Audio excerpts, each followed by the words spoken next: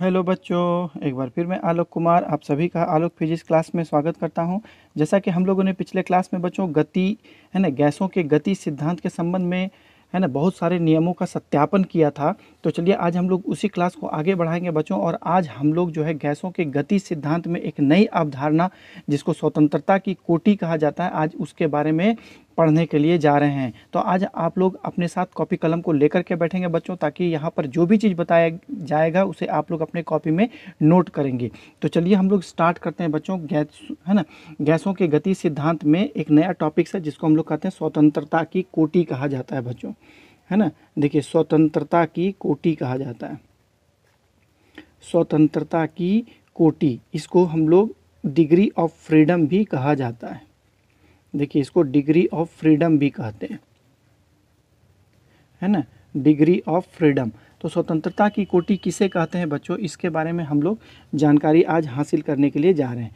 तो देखिए, सबसे पहले आप लोग का डिफिनेशन में इसका लिख देता हूं बच्चों। स्वतंत्रता की कोटि क्या होता है, देखिए कोई भी गतिक निकाय, पहले लिख देता हूं उसके बाद में आप लोग को समझाऊंगा। देखिए, कोई भी गतिक निकाय, है ना, देखिए कोई भी गतिक निकाय, कोई भी गतिक निकाय जितने, है ना, कोई भी गतिक निकाय जितने तरह से ऊर्जा प्राप्त करता है, जितने तरह से ऊर्जा प्राप्त करता है ना। देखिए, जितने तरह से ऊर्जा प्राप्त करता है उतने तरीकों को, बात समझिए, उतने तरीकों को है ना, उस निकाय का, उतने तरीकों को उस गतिक निकाय का स्वतंत्रता की कोटि कहा जाता है। उस गतिक निकाय का स्वतंत्रता की कोटि कहते हैं, स्वतंत्रता की कोटि कहते हैं। तो ये बात समझ में आ गया बच्चों कि कोई भी गतिक निकाय, कोई भी निकाय है ना। आप जैसे कि कोई भी सिस्टम ले लीजिए, चाहे वो एकल परमाणुविक निकाय हो, चाहे द्विपरमाणुविक निकाय हो, चाहे त्रिपरमाणुविक निकाय हो, है ना। मतलब एक परमाणु से बना हुआ निकाय हो, चाहे दो परमाणु से बना हुआ निकाय हो, चाहे तीन परमाणु से बना हुआ निकाय हो, तो वो वह निकाय जितने तरह से, है ना, ऊर्जा प्राप्त करता है उतने तरीकों को हम लोग उस निकाय का स्वतंत्रता की कोटि कहते हैं। तो ये बात समझ में आ गया। देखिए, इसको हम लोग इस प्रकार भी परिभाषित करते हैं। देखिए, कोई भी निकाय, देखिए कोई भी निकाय सिस्टम जिसको हम लोग कहते हैं ना, कोई भी निकाय के विन्यास को, है ना, कोई भी निकाय के विन्यास या स्थिति को व्यक्त करने के लिए, है ना, निकाय की विन्यास या स्थिति को व्यक्त करने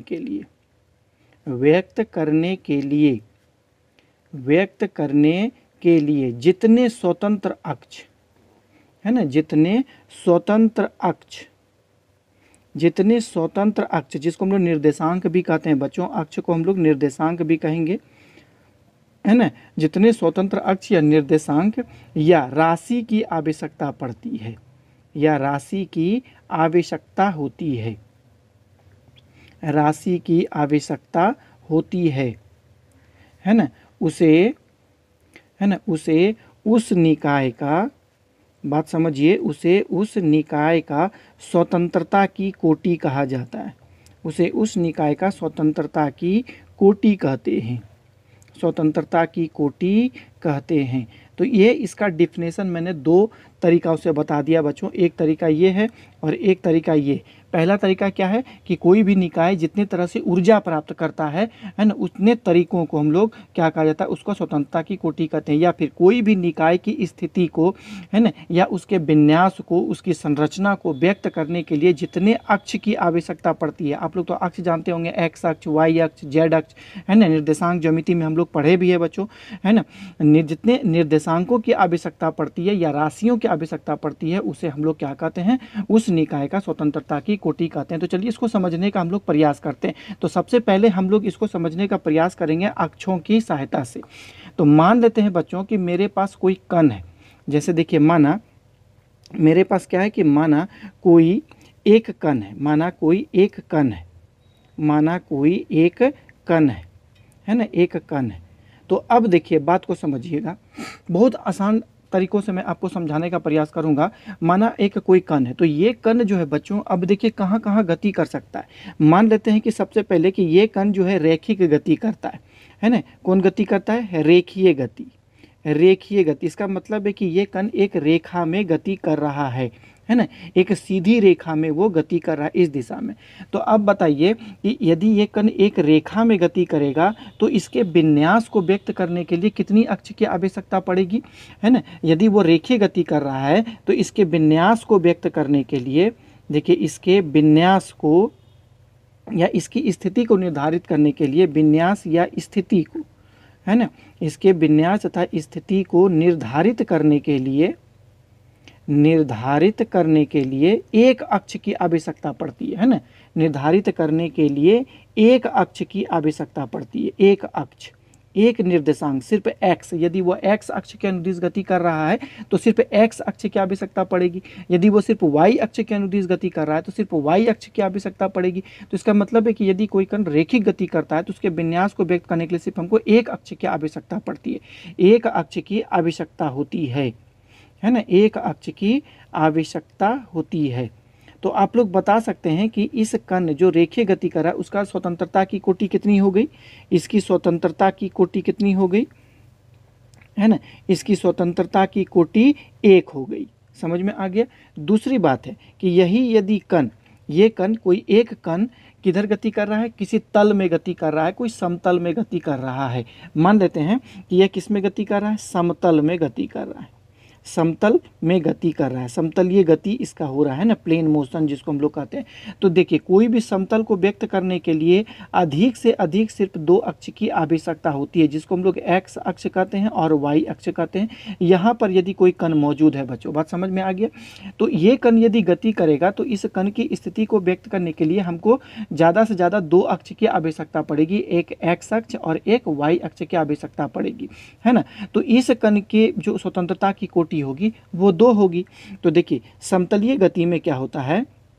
देखिए समतलीय गति में, है ना, कण की स्थिति, समतलीय गति में कण की स्थिति को व्यक्त करने के लिए, कण की स्थिति को व्यक्त करने के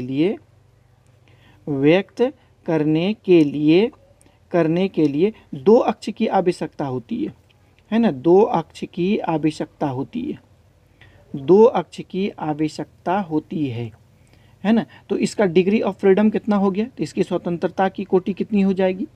आप लोग बता सकते हैं। इसकी स्वतंत्रता की कोटि जो हो गई वो हो गई 2।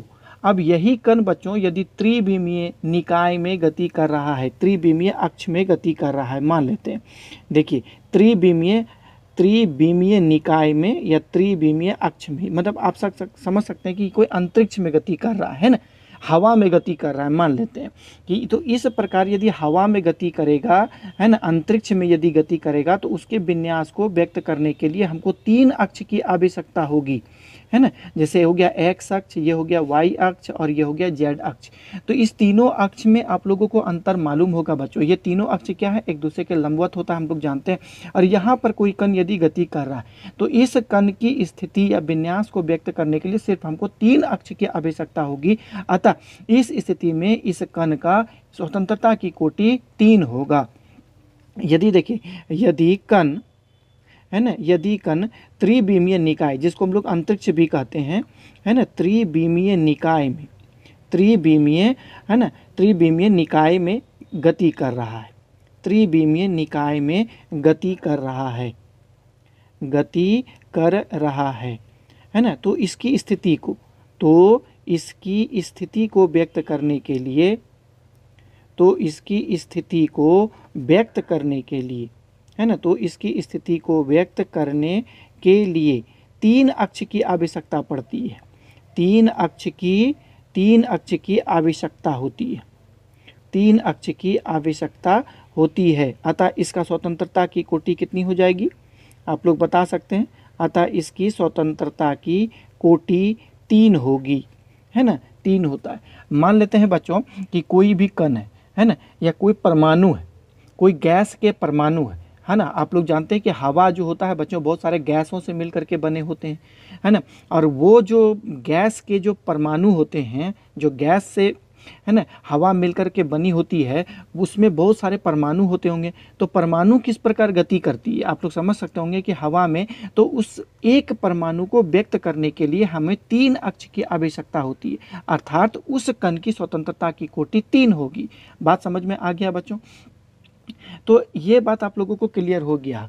तो अब एक बात यहाँ पर समझने का प्रयास करेंगे, है ना, कि स्वतंत्रता की कोटि, किसी भी परमाणविक निकाय की स्वतंत्रता की कोटि को निकालने के लिए एक सूत्र होता है। आप लोग समझ पा रहे होंगे कि देखिए स्वतंत्रता की कोटि को ज्ञात करने के लिए, देखिए स्वतंत्रता की कोटि को, है ना, स्वतंत्रता की कोटि को ज्ञात करने के लिए, है ना, ज्ञात करने के लिए एक सूत्र होता है। वो बहुत ही इंपॉर्टेंट सूत्र होता है। वो सूत्र क्या है आपको बता देना चाहता हूँ। वो सूत्र होता है 3n-1, या i, सॉरी 1 नहीं i होता है, 3n-i। ये होता है इसका फॉर्मूला, जहाँ n क्या है बच्चों, जहाँ n जो है उस निकाय में, देखिए n क्या है कि उस निकाय में, है ना, परमाणु या अणु की संख्या होती है, परमाणु की संख्या या कणों की संख्या भी आप कह सकते हैं। और आई जो होता है वो बंधन की संख्या होती है ना, बंधन की संख्या। तो आप लोग बता सकते हैं कि निकाय जो होती है बहुत तरह के होते हैं। जैसे कि मान लेते हैं कि कोई निकाय बनता है एकल परमाणुविक निकाय, तो हम लोग सबसे पहले निकालते हैं एकल परमाणुविक निकाय की स्वतंत्रता की कोटि। जैसे एकल परमाणुविक निकाय, है ना। तो एकल परमाणुविक निकाय का उदाहरण आप लोग दे सकते हैं, है ना। एकल परमाणुविक निकाय जैसे हम लोग कहेंगे हीलियम गैस, है ना, हीलियम गैस। तो हीलियम गैस जो बनते हैं तो उसमें सिर्फ का सिर्फ क्या होता है, हीलियम के परमाणु मौजूद होते हैं। और हीलियम जो होता है सिर्फ एक ही परमाणु है ना। सिर्फ हीलियम क्या होते हैं, सिर्फ इसमें एक परमाणु मौजूद होते हैं हीलियम में, है ना। कोई ये अणु नहीं है कि 2 अणु, जैसे कि हम लोग कहेंगे क्लोरीन, तो Cl2 क्लोरीन कहते हैं, क्लोरीन गैस। तो इसमें क्लोरीन की संख्या, जैसे हाइड्रोजन गैस H2 लिखते हैं, तो इसमें 2 हाइड्रोजन है ना। तो इसको हम लोग कहेंगे द्विपरमाणुविक निकाय, है ना। इसको हम लोग कहते हैं डाई, है ना, एटॉमिक सिस्टम। इसको हम लोग कहते हैं मोनो एटॉमिक सिस्टम, इसको कहा जाता है। इसको इंग्लिश में कहते हैं मोनो एटॉमिक सिस्टम इसको कहा जाता है ना। तो मोनो एटॉमिक सिस्टम में क्या आ जाता है, मोनो मतलब एक होता है, तो वैसा निकाय जिसमें एक ही प्रकार के परमाणु का यूज़ किया जाता है उसको हम लोग कहते हैं, है ना, एकल परमाणुविक निकाय। जैसे हीलियम आ गया। तो अब यहाँ पर बताइए कि यदि हीलियम होगा, है ना, तो उसमें परमाणु की संख्या कितनी है, n का वैल्यू कितना हो जाएगा, सिर्फ n का वैल्यू 1 हो जाएगा। और एक परमाणु बंधन का निर्माण नहीं कर सकता है, अर्थात i = यहाँ पर 0 हो जाएगा इस समीकरण के हिसाब से, है ना। यहाँ पर n का वैल्यू, परमाणु की संख्या सिर्फ 1 है, और i, एक परमाणु बंधन का निर्माण नहीं कर सकता है, अर्थात i = 0 हो जाएगा। तो ऐसे निकाय का स्वतंत्रता की कोटि कितनी हो जाएगी आप लोग बता सकते हैं, है ना। स्वतंत्रता की कोटि कितनी होगी, ऐसे निकाय की स्वतंत्रता की कोटि फार्मूला में बैठाएंगे 3n-i। तो 3 n के जगह में 1 रखेंगे और i के जगह में 0 रखेंगे, तो पूरा कंप्लीटली सॉल्व करने के बाद आ जाता है 3, है ना। तो इस प्रकार इसके स्वतंत्रता की कोटि को निकालते हैं कि यदि कोई गैस है या किसी पात्र में रखा हुआ है या मुक्त रूप से गति कर रहा है, तो इस स्थिति में उसके विन्यासों को व्यक्त करने के लिए हमें 3 अक्ष की आवश्यकता पड़ेगी, जो कि मैंने आप लोगों को यहाँ पर बताया था, है ना। तो इस प्रकार जो हम लोग स्वतंत्रता की कोटि निकालते हैं। और दूसरी बात होता है द्विपरमाणुविक निकाय का हम लोग निकालते हैं। देखिए द्विपरमाणुविक निकाय, है ना, द्विपरमाणुविक निकाय के लिए हम लोग ज्ञात करते हैं बच्चों। द्वि निकाय को कहते हैं डाई एटॉमिक सिस्टम, है ना, डाई एटॉमिक सिस्टम, द्विपरमाणुविक निकाय का बहुत सारा उदाहरण है। जैसे H2 हम लोग कहेंगे, जैसे क्लोरीन गैस भी हम लोग कहते हैं, है ना। जैसे हम लोग कार्बन मोनोऑक्साइड गैस हम लोग कहेंगे बच्चों, ये 2 परमाणु से मिलकर के बना होता है। जैसे नाइट्रोजन गैस हम लोग कहते हैं बच्चों।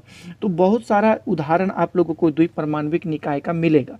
तो इस प्रकार की निकाय की स्वतंत्रता की कोटि हम लोग कैसे ज्ञात करते हैं, सबसे पहले आप लोग यहाँ समझने का प्रयास करेंगे। उसके बाद मैं आप लोगों को समझाऊंगा कि आखिर किस प्रकार इसका होता है। तो मैं कोई भी द्विपरमाणविक निकाय में यहाँ पर लेता हूँ, है ना। जैसे मैं अक्ष का सबसे पहले निर्माण करके उसमें द्विपरमाणविक निकाय के बारे में समझाने का प्रयास करता हूँ। जैसे कि यहाँ पर कितना हो गया, एक्स अक्ष हो जाएगा, ये वाई अक्ष हो जाएगा और यहाँ पर हो जाएगा जेड अक्ष। तो ये एक परमाणु है, एक परमाणु यहाँ पर है, क्योंकि द्विपरमाणुविक निकाय था। तो ये नंबर ऑफ जो है इसमें एटम्स जो है एक होंगे, सॉरी दो हैं, एक दो, और ये दोनों परमाणु मिल करके एक बंधन का निर्माण कर रहा है। तो यहाँ पर n का वैल्यू कितना हो जाएगा, n का वैल्यू 2 हो गया और एक बंधन बना रहा है, इसीलिए I का वैल्यू कितना हो जाएगा, 1 हो जाएगा। तो स्वतंत्रता की कोटि कितनी हो जाएगी, फार्मूला के अनुसार देखेंगे स्वतंत्रता की कोटि। तो स्वतंत्रता की कोटि का फार्मूला जो होता है वो 3n माइनस आई होता है। तो n के जगह में हम लोग 2 रख देंगे और i का वैल्यू हम लोग क्या रखेंगे, 1 रख देंगे। इस प्रकार इसको सॉल्व करेंगे तो 3 दूनी 6 माइनस 1 इक्वल टू 5 हो गया। तो इसकी स्वतंत्रता की कोटि 5 होगी। आप लोग अब कहिएगा कि सर इसकी स्वतंत्रता की कोटि जो होती है 5 किस प्रकार हुई, है ना, इसके बारे में हम लोग जानकारी हासिल करना चाहते हैं। तो अब यहाँ पर बात को समझने का प्रयास करिए, है ना। देखिए पहला जो परमाणु है इसका हम निर्देशांक कितना लिख देंगे, इसका निर्देशांक हो जाएगा एक्स वाई, यहाँ पर हो गया जेड, है ना। और दूसरा जो निर्देशांक है इसका निर्देशांक कैपिटल लेटर में लिखेंगे, देखिए एक्स वाई और यहाँ पर हो गया जेड, है ना। ये दो निर्देशांक हो गया। तो एक्स निर्देशांक इसको व्यक्त कर रहा है, वाई निर्देशांक इसको, जेड निर्देशांक इसको। इसमें भी देखिए बात समझिए कि इसके लिए निर्देशांक एक्स हो गया, वाई हो गया, जेड हो गया। लेकिन यहाँ पर इसके लिए हम यदि बनाते हैं इस प्रकार अक्ष की, ये एक्स हो गया, ये वाई हो गया, ये जेड हो गया, यहाँ भी बनाएंगे एक्स हो गया, ये वाई हो गया और ये जेड हो गया। तो थोड़ा देखिए कि ये दोनों एक्स अक्ष जो है, एक्स अक्ष जो है दोनों, देखिए दोनों में क्या है, कॉमन है। एक्स अक्ष जो है दोनों में कॉमन है, इसीलिए एक्स अक्ष की गिनती सिर्फ एक बार होगी। तो यहाँ पर गिनिए, एक्स अक्ष इसमें है, तो क्या 1 2 3 4 5। तो इसका मतलब इसकी स्वतंत्रता की कोटि कितनी हो गई, 5 हो गई। बच्चों बात समझ में आ गया कि एक्स अक्ष दोनों हमको क्या किया, कंबाइन करके रखा हुआ है, जोड़े हुए रखा हुआ है। लेकिन दोनों अक्ष इसका जो है वाई और जेड, इसका भी वाई और जेड दोनों स्वतंत्र है, इसलिए एक्स अक्ष को एक बार गिनेंगे, वाई अक्ष को दूसरा, तीसरा, चौथा और पांचवा। तो इसका मतलब द्विपरमाणविक निकाय की स्वतंत्रता की कोटि 5 हो गई। तो आप ऐसे भी उसको देख सकते हैं या फार्मूला से भी आप लोग स्वतंत्रता की कोटि को निकाल सकते हैं। अब हम लोग चलिए बात करते हैं त्रिपरमाणविक निकाय की स्वतंत्रता की कोटि, जो कि नेक्स्ट पेज में हम लोग देखेंगे। देखिए त्रिपरमाणविक निकाय का स्वतंत्रता की कोटि हम लोग निकालेंगे। जैसे त्रिपरमाणविक निकाय है ना, त्रिपरमाणविक निकाय, त्रिपरमाणविक निकाय, इसको हम लोग कहते हैं tetra atomic, sorry try atomic, इसको हम लोग क्या कहते हैं, try atomic, try atomic system भी इसको हम लोग कहते हैं, ट्राई एटॉमिक सिस्टम, है ना। तो इसको हम लोग कहेंगे। तो त्रिपरमाणविक निकाय का उदाहरण दे देते हैं। सबसे पहले ओजोन गैस, इसमें देखिए ऑक्सीजन के 3 परमाणु उपस्थित होते हैं। जैसे कार्बन डाइऑक्साइड गैस, है ना, जैसे आप देख पा रहे हैं 3 परमाणु होते हैं। जैसे सल्फर डाइऑक्साइड गैस, है ना, आप लोग यहाँ पर देख पा रहे हैं। और भी कई उदाहरण जो होते हैं इसके मिल जाएंगे त्रिपरमाणविक निकाय का। तो इसमें हम लोग इसका स्वतंत्रता की कोटि निकालना चाहते हैं। तो मान लेते हैं कि इसमें 3 परमाणु है। तो 3 परमाणु का अरेंजमेंट देखिए बच्चों कितने तरह से किया जा सकता है। तो सबसे पहले इसका अरेंजमेंट हम लोग रेखिक रूप से करके हम लोग निकालते हैं, रेखीय रूप से, है ना। इसकी जो मतलब जो है ना विन्यास जो है हम लोग कितना रूप से कर सकते हैं, 2 तरह से। आप लोग इसको देखिए, सबसे पहले इसका अरेंजमेंट कैसा है, रेखीय विन्यास। तो जब यदि तीनों परमाणु एक रेखा में मौजूद हो, इस प्रकार हो, तीनों परमाणु एक रेखा में मौजूद हो, तो उसका स्वतंत्रता की कोटि कैसे निकालेंगे। तो यहाँ पे देखिए नंबर ऑफ जो एटम्स है बच्चों 2 है। तो इसमें कितने बंधन बनेंगे, यदि रेखिक निकाय में तो 2 बंधन बन रहे हैं। तो n की संख्या यहाँ पर 3 हो, नंबर ऑफ एटम्स 3 है। और I का जो वैल्यू है, यहाँ 2 बंधन बन रहे हैं, पहला बंधन और ये दूसरा बंधन। तो I का वैल्यू यहाँ पर 2 हो जाएगा। तो इस स्थिति में स्वतंत्रता की कोटि कितनी हो जाएगी। देखिए स्वतंत्रता की कोटि का फार्मूला क्या है, आप लोग जानते हैं। इसका फार्मूला होता है 3n माइनस आई। तो n के जगह में हम लोग यहाँ पे 3 रखेंगे और I के जगह में हम लोग 2 रखेंगे। तो 3 को 3 से गुना करेंगे, 9 माइनस 2 हो गया। तो 9 में से 2 गया तो 7 हो गया। तो इसका मतलब त्रिपरमाणविक निकाय का स्वतंत्रता की कोटि 7 होती है। ये बात क्लियर हो गया। तो अब हम लोग चलिए आगे देखेंगे इसका दूसरा निकाय विन्यास किस प्रकार होता है। इसका तीसरा निकाय त्रिभुजीय निकाय होता है, त्रिभुजीय विन्यास, है ना। त्रिभुजीय विन्यास में हम लोग इसको देखेंगे। तो ये मान लें कि तीनों परमाणु जो होता है त्रिभुज के 3 शीर्ष पर स्थित हो, वर्टेक्स में स्थित होता है, इस प्रकार, है ना। तो इस स्थिति में इसकी स्वतंत्रता की कोटि कितना होगा, इसमें भी 3 परमाणु है, एक परमाणु यहाँ पर, एक परमाणु एक यहाँ पर और एक परमाणु यहाँ पर।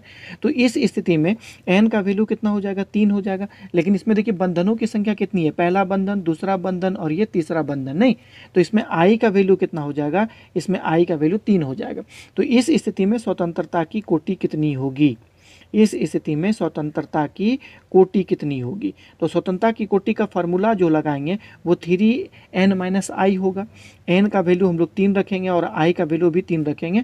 तो इसको सॉल्व करेंगे तो 9 - 3 = 6 हो जाएगा, है ना।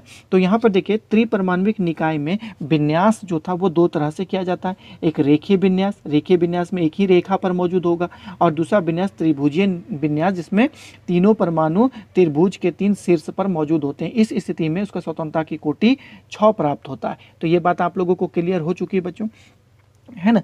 तो जितना भी परमाणु और बढ़ते जाइएगा, जैसे कि और भी परमाणुविक निकाय होते हैं, जैसे हम लोग कहेंगे कि है ना चतुर्थ परमाणुविक निकाय, तो उसमें 4 परमाणु, तो जितने परमाणु लीजिएगा तो उसमें विन्यासों की संख्या भी बढ़ते जाती है, उसी तरह स्वतंत्रता की कोटि भी अलग अलग होती जाती है। तो हम लोग त्रिपरमाण्विक निकाय तक ही यहाँ पे सीमित रखेंगे। आप लोग खुद से प्रैक्टिस करें बच्चों कि चतुर्थ परमाण्विक निकाय का स्वतंत्रता की कोटि किस प्रकार निकाला जाता है। तो हम लोग चलिए हम लोग थोड़ा सा आगे बढ़ेंगे बच्चों और जानने का प्रयास करते हैं, है ना, कि ऊर्जा के विभाजन के आधार पर इसका स्वतंत्रता की कोटि कैसे निकाला जाता है। जैसे मैंने आप लोगों को पहले डिफिनेशन से ही दे दिया कि कोई भी जो गतिक निकाय होती है ना, वो जितनी तरह से ऊर्जा प्राप्त करता है उतनी है ना ऊर्जा प्राप्त करने के तरीकों की संख्या के आधार पर उसकी स्वतंत्रता की कोटि भी डिफाइन की जाती है। तो हम लोग यहाँ पर स्वतंत्रता की कोटि ऊर्जा के है ना आधार पर करेंगे। देखिए स्वतंत्रता की कोटि का निर्धारण, है ना, देखिए ऊर्जा की कोटि, स्वतंत्रता की कोटि का निर्धारण ऊर्जा के आधार पर करेंगे, निर्धारण ऊर्जा के आधार पर करते हैं, समझे ना बच्चों। तो ये बहुत ही आसान है, आप लोग आराम से इसको समझ सकते हैं, है ना। तो सबसे पहला हम लोग यहाँ पर क्या करेंगे कि एकल परमाणुविक निकाय के बारे में हम लोग समझने का प्रयास करेंगे। तो देखिए एकल परमाणुविक निकाय का स्वतंत्रता की कोटि निकालेंगे। एकल परमाणुविक निकाय, है ना, एकल परमाणुविक निकाय।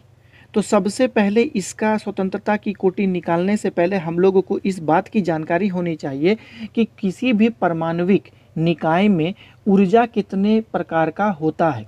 तो कोई भी परमाणु यहाँ पर यदि मौजूद है तो उसमें 3 प्रकार की ऊर्जा पॉसिबल हो सकती है। तो सबसे पहला ऊर्जा जो होती है गतिज ऊर्जा होती है बच्चों, उसको हम लोग क्या कहते हैं, गतिज ऊर्जा। 3 प्रकार की ऊर्जा होती है। एक कोई भी परमाणु में कितने प्रकार की ऊर्जा होती है, 3 प्रकार की ऊर्जा हो सकती है। 3 प्रकार की ऊर्जा हो सकती है। कौन कौन हो सकती है, सबसे पहले गतिज ऊर्जा, तो उसको हम लोग कैसे देंगे, देखिए हाफ m, यहाँ पर हो गया v², जहाँ m उस परमाणु का द्रव्यमान है और जो v जो है उसका वेग है ना, वो कितनी गति तेजी से गति कर रहा है वो है उसका वेग। दूसरा नंबर में होता है घूर्णन गतिज ऊर्जा, है ना, घूर्णन गतिज ऊर्जा, घूर्णन गतिज ऊर्जा, ये बात याद रखिएगा। घूर्णन गतिज ऊर्जा जो होती है, कोई भी परमाणु जो है बच्चों वो एक रेखा में गति या इधर उधर ट्रांसलेशनल मोशन जिसको हम लोग कहते हैं, रैंडम मोशन जिसको कहते हैं, इधर उधर गति करने के साथ साथ अपने अक्ष में भी वो क्या करता है, घूर्णन गति इस प्रकार वो करता है, घूरता रहता है अपने अक्ष में भी। तो उस घूर्णन गति के कारण जो होती है उसमें एक अलग प्रकार की ऊर्जा विकसित होती है जिसको हम लोग घूर्णन गतिज ऊर्जा कहते हैं, जिसका व्यंजक आप लोग जानते होंगे बच्चों, हाफ आई ओमेगा स्क्वायर होता है। इसके बारे में मैंने रोटेशनल डायनामिक्स में आप लोगों को अच्छी तरह से समझाया है, बताया है। यदि आप लोगों को इस ऊर्जा से है ना कोई प्रॉब्लम हो रहा है या इसके बारे में जानकारी कम है तो आप लोग रोटेशनल डायनामिक्स के वीडियो में मेरा जा करके देखें, उसके मैं आप लोगों को अच्छी तरह से मैंने इसके बारे में बताया। यहाँ पर आई क्या है, सबसे पहले आप लोग बता देता हूँ कि यहाँ पर आई क्या है। देखिए यहाँ पर आई है, देखिए किसी अक्ष के सापेक्ष, है ना, किसी अक्ष के सापेक्ष, किसी अक्ष के सापेक्ष, है ना, देखिए क्या है, परमाणु का जड़ तो आघूर्ण है, परमाणु का जड़ तो आघूर्ण है, मोमेंट ऑफ इनर्शिया है, जड़ तो आघूर्ण है, किसी भी अक्ष के सापेक्ष उसका जड़ तो आघूर्ण है। दूसरी बात है ओमेगा, ओमेगा क्या है, उसका घूर्णन, है ना, इसको कहते हैं कोणीय वेग या घूर्णन वेग भी इसको कह सकते हैं, कोणीय वेग, वो कितना तेजी से घूम रहा है वो उसके बारे में बतलाता है। और तीसरी प्रकार की जो ऊर्जा जो होती है उसमें कंपन ऊर्जा होती है ना, उसमें कौन सी ऊर्जा होती है, कंपन ऊर्जा होती है, कंपन ऊर्जा। तो इसका मतलब है कि इसमें 3 प्रकार की ऊर्जा हो गई, एक जो यादृच्छिक गति इधर उधर गति कर रहा है, दूसरा जो घूर्णन गति कर रहा है और वो क्या करता है बच्चों, अपने अक्ष में कंपन भी करता है इस प्रकार। तो इसमें 3 प्रकार की ऊर्जा पाई जाती है। तो कंपन ऊर्जा जो होती है, जिसको हम वाइब्रेशनल एनर्जी भी कहते हैं, कंपन ऊर्जा वो क्या होता है, स्थितिज ऊर्जा और गतिज ऊर्जा का योग होता है। बात समझिएगा, वो गतिज ऊर्जा है ना, गतिज ऊर्जा और प्लस स्थितिज ऊर्जा का योग होता है। जो उस कण में जो गतिज ऊर्जा पाई जाती है और जो स्थितिज ऊर्जा पाई जाती है, उसके योग फल के बराबर होता है स्थितिज ऊर्जा, है ना। तो आप लोग जानते हैं ये बात को। तो चलिए हम लोग अब एकल परमाणविक निकाय जो होता है उसका हम लोग स्वतंत्रता की कोटि हम लोग निकालने का प्रयास करते हैं। तो हम लोग एक तरह से मानते हैं बच्चों कि जैसे कि कोई कण है, आप समझिए कि है ना, वो त्रिविमीय निकाय में स्थित है या 3 डायमेंशनल स्पेस में वो जो है मौजूद है इस प्रकार एक्स वाई जेड। यहाँ पर एक कोई परमाणु है। तो यदि ये परमाणु यादृच्छिक गति करेगा तो उसका वेग के जो कंपोनेंट है ना, उसका वेग का जो वियोजित मान है हमको तीनों अक्षों में लेना पड़ेगा। तो हम मान लेते हैं कि उस वेग का कंपोनेंट एक्स अक्ष के सापेक्ष वी एक्स है, वाई अक्ष के सापेक्ष वी वाई है और जेड अक्ष के सापेक्ष क्या है, वी जेड है। तो उसका वेग का कंपोनेंट कितना हो गया, 3 कंपोनेंट हो गया। तो हम लोग वेग को इस प्रकार भी लिख सकते हैं कि v square is equal to हो जाएगा v x square plus v y square और प्लस हो जाएगा वी जेड स्क्वायर। ये बात आप लोग जानते होंगे, है ना, कि किसी भी त्रिविमीय निकाय में किसी भी कण की स्थिति को व्यक्त करने के लिए इस प्रकार का सूत्र दिया जाता है ना, जिसको मॉडुलस भी कहते हैं। मॉडुलस हम लोग इस प्रकार निकालते हैं किसी भी स्थिति सदिश का, है ना। तो इस प्रकार जो है हम लोग वेग का भी जो है हम लोग वैल्यू को कैलकुलेट कर सकते हैं कि तीनों अक्ष में इसका यदि अलग अलग वेग है ना, ऐसे तो कण का वेग भी है लेकिन हम लोग तीनों अक्ष में इसका वेग का वियोजित मान लिए हैं। तो इस भी के साथ इस तीनों वेग को इस प्रकार जो है एक सूत्र द्वारा दिया जाता है। तो अब देखिए कण का क्या होगा, है ना, या परमाणु का गतिज ऊर्जा कितना हो जाएगा। बात समझिए, परमाणु का गतिज ऊर्जा कितनी होगी। परमाणु का गतिज ऊर्जा हम लोग जानते हैं क्या होता है, हाफ एम वी स्क्वायर। तो इस भी के मान को यहाँ पर रख देंगे, हाफ एम भी का वैल्यू रखेंगे, है ना। तो भी का वैल्यू कितना हो जाएगा, 3x स्क्वायर 3y स्क्वायर और यहाँ पर हो जाएगा 3z स्क्वायर। अब देखिए 3 प्रकार की ऊर्जा है। तो कण यदि बच्चों मान लें कि अपने अक्ष के सापेक्ष यदि घूर्णन गति कर रहा है, इस प्रकार घूर्णन गति कर रहा है तो, और वो ट्रांसलेशनल मोशन कर रहा है, तो तीनों अक्ष के सापेक्ष भी इसका क्या हो जाएगा, जो ओमेगा का जो वैल्यू घूर्णन जो वेग है इसका कोणीय वेग का कंपोनेंट हम लोग ले सकते हैं। तो एक बात यहाँ पर और एक समझने का प्रयास करेंगे बच्चों कि इसकी जो घूर्णन गतिज ऊर्जा है ना, इसकी कौन सी ऊर्जा, घूर्णन गतिज ऊर्जा, इसकी जो घूर्णन गतिज ऊर्जा है इसके बारे में आप लोगों को थोड़ा समझना पड़ेगा। Half I omega square. सबसे इंपॉर्टेंट बात है कि सबसे पहले आई के कॉन्सेप्ट को समझना, मोमेंट ऑफ इनर्शिया के कॉन्सेप्ट को समझना। यदि इस कॉन्सेप्ट को आप नहीं समझ पाएंगे तो यहाँ पर ये बातें आपको समझ में नहीं आएगी। तो सबसे पहला बात है कि मोमेंट ऑफ इनर्शिया को समझना।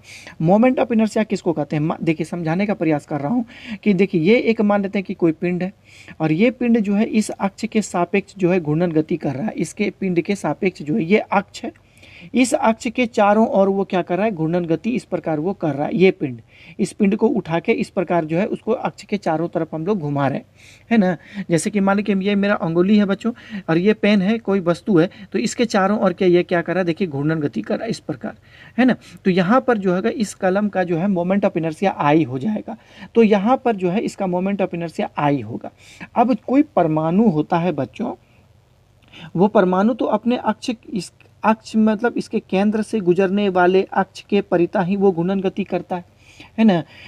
तो परिता ही घूर्णन गति करता है। दूसरी बात क्या होता है बच्चों, यहाँ पर समझने का थोड़ा सा और प्रयास करिएगा कि मोमेंट ऑफ इनर्शिया का जो फॉर्मूला होता है ना वो होता है एम आर स्क्वायर। ये आर जो है अक्ष से इसकी दूरी है, अक्ष से इस जो आप देख रहे हैं पिंड जो है इसकी दूरी है, इसको आर कहा जाता है। अक्ष से इसकी दूरी, इसको आर कहा जाता है। और इस ये द्रव्य पिंड का जो द्रव्यमान है उसको कहते हैं एम। तभी जाकर के ये फार्मूला को लिखा जाता है I is equal to M R square. आप समझ पा रहे हैं आर किसको कहते हैं, ये अक्ष है और ये पिंड का द्रव्यमान केंद्र है या पिंड है, उसके बीच की दूरी है आर। अब कोई यदि परमाणु लेंगे बच्चों, परमाणु समझिए, है ना, तो परमाणु जो होता है बच्चों वो क्या करता है, घूर्णन गति करता है, इस प्रकार वो घूर्णन गति करता है। परमाणु क्या करता है, घूर्णन गति करता है। तो उसका जो अक्ष होता है ना, उसका अक्ष जो होता है परमाणु के केंद्र से होकर के ही गुजरता है। है ना, परमाणु के केंद्र से ही होकर गुजरता है, परमाणु के केंद्र से। तो यदि परमाणु के केंद्र से ही होकर के गुजरेगा तो r बराबर कितना होगा, यहाँ पर r बराबर तो 0 हो जाएगा, क्योंकि दूरी परमाणु का थोड़े ना यहाँ से अक्ष गुजर रहा है या यहाँ से गुजर रहा है जिससे इसकी दूरी माप लेंगे, वो तो अक्ष उसके केंद्र से ही होकर के गुजर रहा है। तो केंद्र से होकर के यदि गुजर रहा है तो r बराबर क्या हो जाएगा, 0। जैसे यदि मान लेते हैं कि इस पिंड का अक्ष जो होता है इस यहाँ से होकर के गुजरता है यहाँ से, तो आप दूरी कहाँ से मापते हैं, तो यहाँ इस स्थिति में r इज इक्वल टू 0 हो जाता। उसी प्रकार परमाणु का यदि अक्ष उसके केंद्र से होकर के गुजरे तो r बराबर 0 हो जाएगा। यदि r बराबर 0 होगा तो मोमेंट ऑफ इनर्शिया का फार्मूला जो m बराबर i बराबर mr स्क्वायर होता है, तो यहाँ r बराबर 0 रखना पड़ेगा, तो इज इक्वल टू i बराबर कितना होगा, 0 हो जाएगा, है ना। तो इसका मतलब है कि घूर्णन किसी भी परमाणु का जो मतलब जड़त्व आघूर्ण जो होता है वो क्या होता है, 0 होता है ना। कब, जब वह अक्ष अपने ही केंद्र से होकर गुजरने वाले अक्ष के परितः, है ना, उसका जड़त्व आघूर्ण 0 हो जाता है। अब जड़त्व आघूर्ण के 0 होने से पिंड का घूर्णन गतिज ऊर्जा भी कितनी हो जाएगी, 0 हो जाएगी। बात समझ में आ गया।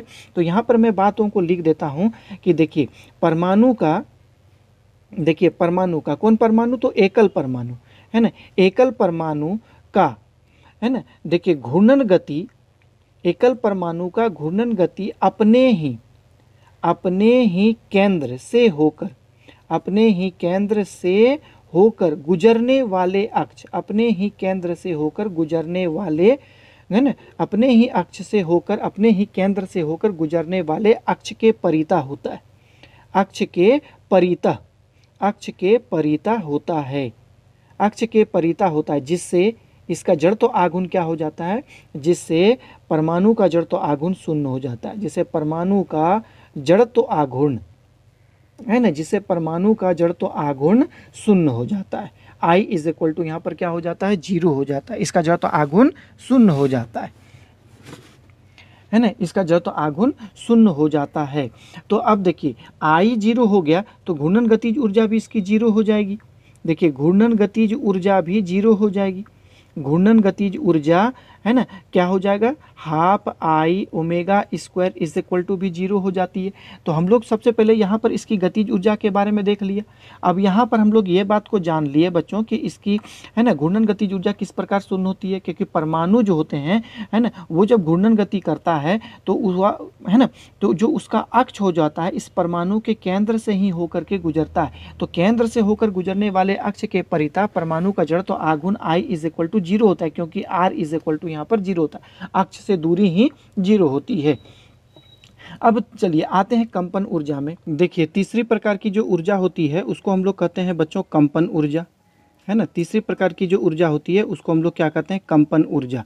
और कंपन ऊर्जा के लिए जरूरी होता है तापमान, टेम्परेचर, है ना। तो यदि हम लोग कहेंगे बच्चों कि, है ना, कि जो अणु है या फिर जो परमाणु हम लोगों ने लिया है वो रूम टेम्परेचर पर यदि स्थित है, बहुत कम टेम्परेचर पर स्थित होती है ना, तो उसमें कंपन ऊर्जा, है ना, नहीं पाया जाता है ना। यदि रूम टेम्परेचर पर रखा हुआ है, जैसे कि मान लें कि 25 डिग्री या 50 डिग्री सेल्सियस टेम्परेचर पर भी यदि रखा गया है ना, तो भी जो होती है उस पर कंपन ऊर्जा नहीं पाया जाता है ना, वो कंपन नहीं करती है। जिस प्रकार अणु जो घूमती है कंपन उसमें नहीं पाया जाता। तो यदि कंपन ऊर्जा नहीं पाया जाएगा तो इसका जो 2 घटक होती है जिसको हम लोग काइनेटिक एनर्जी और पोटेंशियल एनर्जी कहें, ये दोनों क्या हो जाएगी, शून्य हो जाएगी।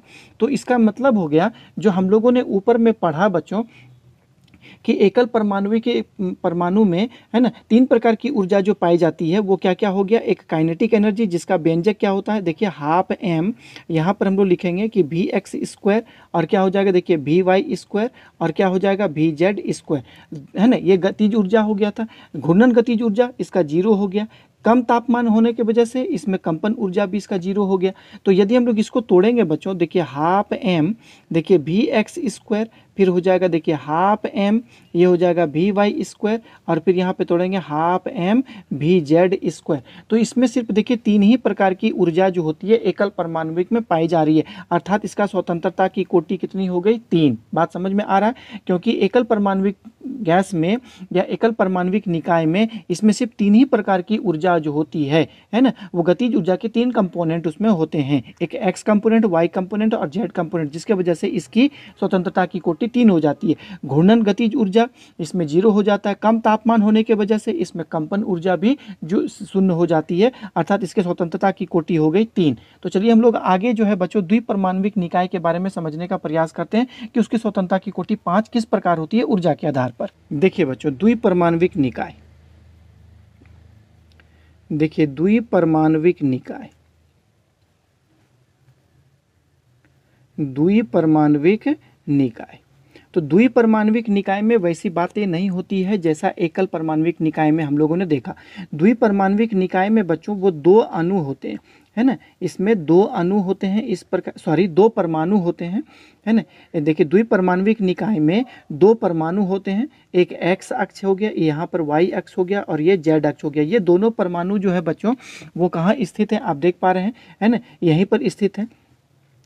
तो ये अब देखिए ये परमाणु भी, जो दोनों परमाणु जो होते हैं बच्चों वो रैंडम मोशन करते हैं, ट्रांसलेशनल मोशन करते हैं, इधर उधर गति करते हैं, है ना। तो इसके पास उस गति के दौरान जो होती है उसमें एक वेग होती है। इस वेग का घटक तो मैंने आप लोगों को बताया है कि एक होता है वी एक्स एक्स अक्ष के अनुदिश, वी वाई वाई अक्ष के अनुदिश और वी जेड जो होता है वो जेड अक्ष के अनुदिश मैंने आप लोगों को बताया, है ना। तो इस अनुसार जो ये दोनों अणु की जो गतिज ऊर्जा होगी, है ना, जिसको हम लोग रेखीय गतिज ऊर्जा भी हम लोग कहते हैं, गतिज ऊर्जा जो होती है वो किस प्रकार होगी। देखिए हाफ एम, अभी तुरंत मैंने बताया हाफ एम वी स्क्वायर, यहाँ पर हो जाएगा हाफ एम, यहाँ हो जाएगा वी वाई स्क्वायर और यहाँ पर हो जाएगा हाफ एम, ये हो जाएगा वी जेड स्क्वायर। तो यहाँ पर जो एम मैं यहाँ पर लिख रहा हूँ बच्चों, ये एम जो है ये दोनों का जो होता है ना उसको कहते हैं रिड्यूस मास, है ना, ये दोनों का कंबाइंड मास है।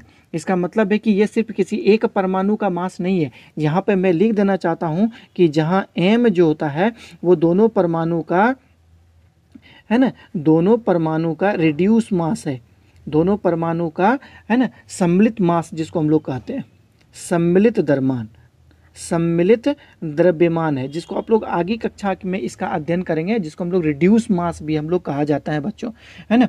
तो ये एम उसी के बारे में इंडिकेट कर रहा है। तो आप लोग यहाँ देख पा रहे हैं कि यदि 2 परमाणविक निकाय कि यदि दोनों आपस में गति करेंगे तो गति करने के दौरान दोनों की दूरी में परिवर्तन नहीं होता है ना, कितना भी गति कर ले लेकिन ये, है ना, दोनों के बीच की दूरी में परिवर्तन नहीं होता और ये ट्रांसलेशनल मोशन करते रहते हैं। अब देखिए यहाँ पर ये ट्रांसलेशनल मोशन करने के साथ साथ बच्चों एक बात समझिए कि ये जो अक्ष है आप देख पा रहे हैं, ये अक्ष के परिता जो होती है घूर्णन गति भी करती है ना, ये घूर्णन गति भी करती है, अर्थात इस दोनों परमाणु का इस अक्ष से कुछ न कुछ दूरी भी होगी, अर्थात इसमें घूर्णन गतिज ऊर्जा भी पाई जाती है, इसमें घूर्णन गतिज ऊर्जा भी पाई जाती है, इसमें घूर्णन गतिज ऊर्जा भी होती है। यदि इस घूर्णन है ना, इस घूर्णन जो दोनों परमाणु आपस में मिल करके जो एक, है ना, कॉमन अक्ष के चारों ओर घूर्णन गति कर रहे हैं, इसका जो कोणीय वेग ओमेगा है इसका भी 3 अक्ष में हम लोग घटक लेंगे।